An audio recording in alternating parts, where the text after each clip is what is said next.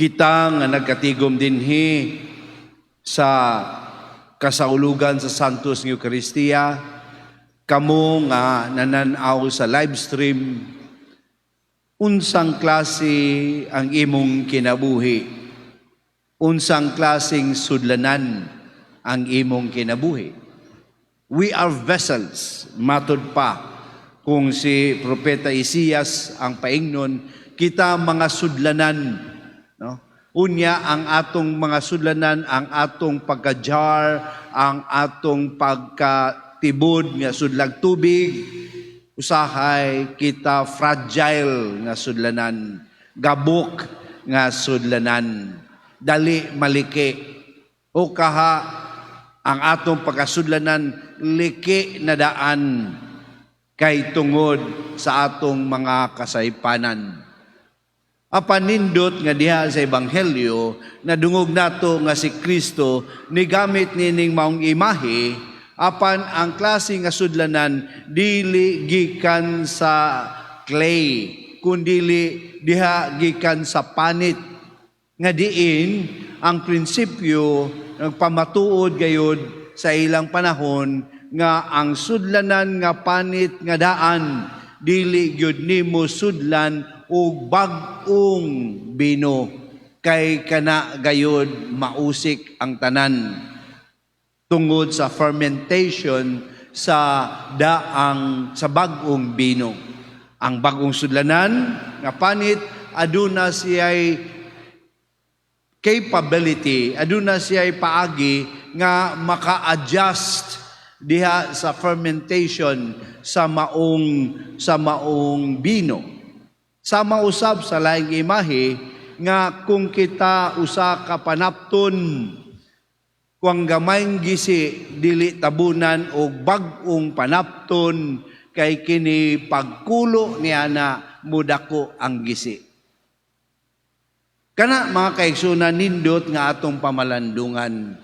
Tungod kay kita maoy mga sudlanan sa kamatuuran o sa mensahe sa Dios ngadto sa uban.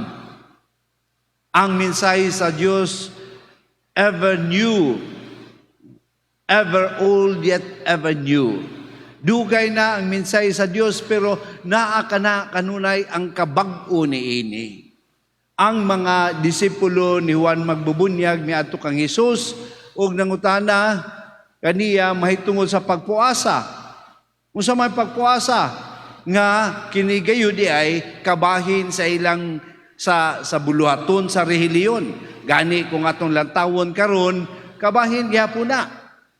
Apa diha kanato. Apan sa ilang panahon masubsob gayud ang pagpuasa. Dili lang panahon sa Kwaresma. Sama kung atong pananglitan tan-awon ang mga Muslim o ubang mga relihiyon masubsob gayud sa pagpuasa. Kitang mga Katoliko ambot og nakaila pa batag puasa. Puas ang kaon bisag asa. Mao naman na ato. No? Imbis ang pagpuasa, mao ang pagkontrol sa atong pagkaon. Daghan na kayong wa nakaila sa pagpuasa sa atong panahon. Well, maingon kita, wa naman na gi-promote ni Jesus. Ang klaro nga gingon ni Jesus sa kasamtangan nga naa pa siya, dili angay nga magpuasa, apan sa iyang pagkawala, kinahanglan mahimo kining kabahin sa atong kinabuhi. Mao na mga kaigsunan, usa ka example nga di ay ang atong pagkasudlanan sa pulong sa Dios kinahanglan muhaom usab diha sa atong kahimtang. Yes, ang atong doktrina, yes, ang atong dogma sa atong pagtuo sa Dios, isip usa ka simbahan, way kausaban Apan ang atong pagpadayag niini, isip kabahin sa atong kinabuhi, diha sa paghatod sa maayong balita ngadto sa uban, naagayud ang kausaban. naagayod ang atong pag-adjust. Sahay, mga igsuon, kanang magkatiguang ta, lisod na mo adjust, no? Labi na karon kung mamalandong ta, perting daghanang adjustment, gukdo nato sa atong kinabuhi. Nga kinahanglan mag-usab ta, no? Mag-study na ta og computer, kay bisan ang atong gamit sa kusina computerized na. Mag-study na ta o kinahanglan na ta muusab sa atong pamaagi, sa panlantaw, sa kinabuhi nga naman. Kay lain ang perspektibo karon usab nga gidala sa bag-o nga kalibutan. Unya kung kita moabot na og pagkatiguang, kung nabati na yun ako ni, kapuya mag-usab oy. Unya mulantaw dayon ta. Ngadto sa kagahapon, mas maayog yutong sa una, oy. Mas maayog yutong maglungag nga kamo haling, oy. Mas maayog yutong magtimpla kag kape nga binukal sa nga good morning, oy. Maayo tong sa una. Pero kung ato pong usisahon tong sa una, daghan po yung mga kasaypanan. Di ba? So kinahanglan ta og kausaban. Apan diha sa kausaban, sahay gahi pamanta kaysa kabaw nga idaro, gahig ilong, gahig liog, gahig ulo, kay lagi ang gusto nato kadtong sa una. Nga usahay di na muhaom in town sa karon. Dili nato giusab ang mensahe sa atong pagtuo, apa na ato ang pagpahaom niini. Isip mga instrumento, agents of evangelization. Mga ahente ta sa pagsangyaw sa mayang balita. Giunsa man nato ni pagdala karon sa gitawag nato sa atong kalibutan og Generation Z. Dili na millennials, kining Generation Z. Saan man nato pagdala sa mayang balita? Mauna, no? Nga ato pong tun-an unsa di ay ning mentalidad ug mga pamaagi sa bag-ong henerasyon.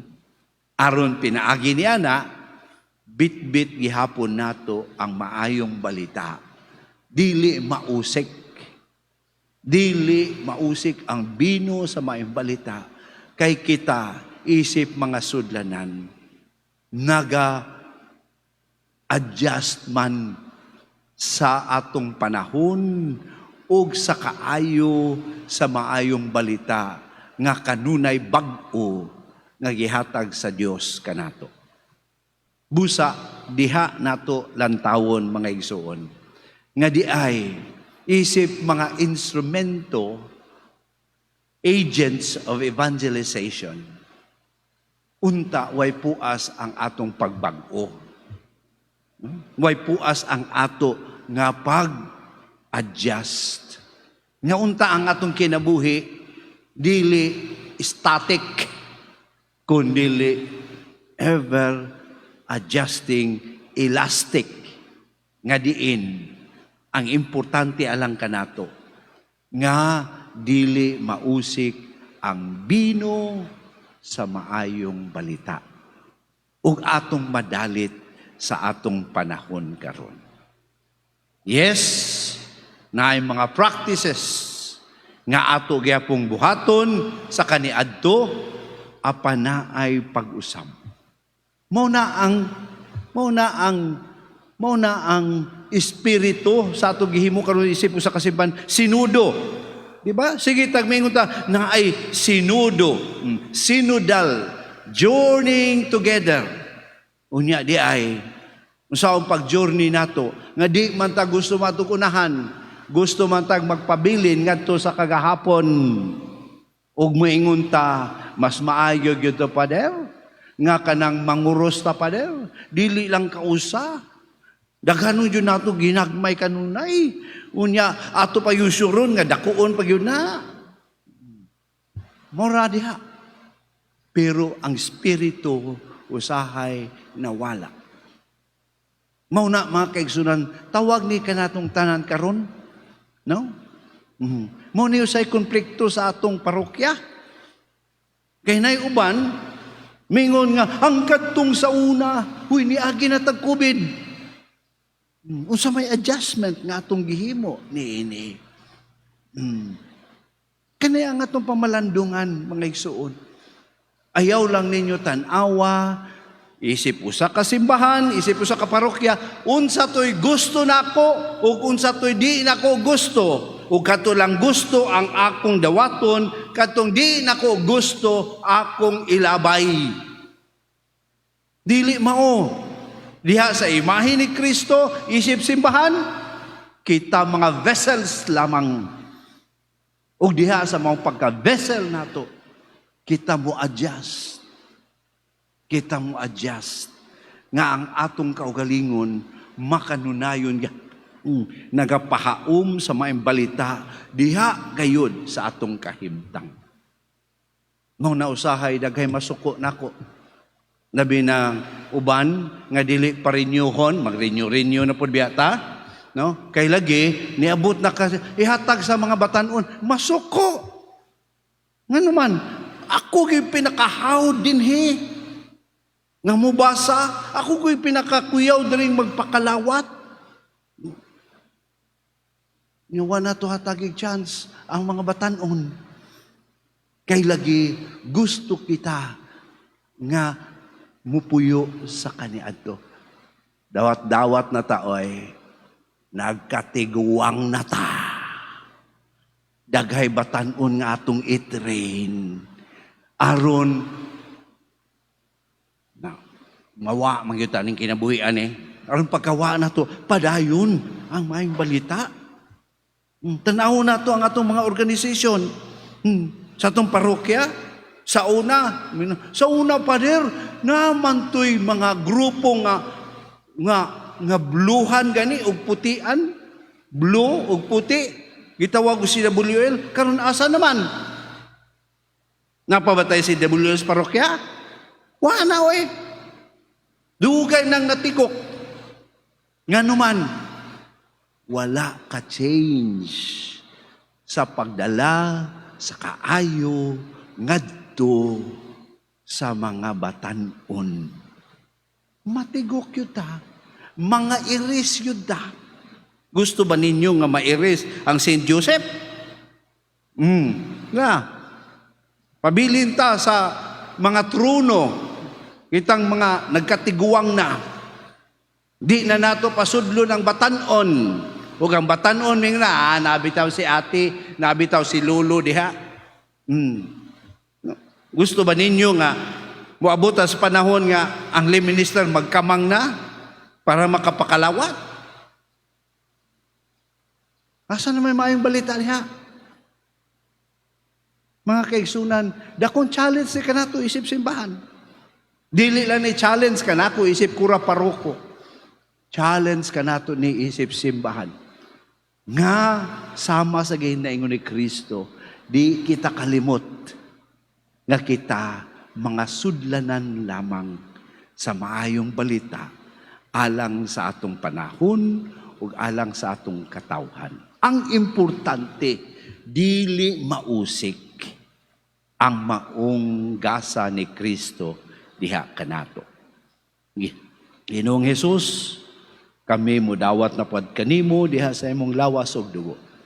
Tabangi kami nga abli sa kausaban, alang sa kaayuhan, abli sa pagdawat kanimo, nga ang imong tahas kanamo, ang imong pulong, ever old yet ever new, na naaunta makita kini sa akong pagbag-o. Amen.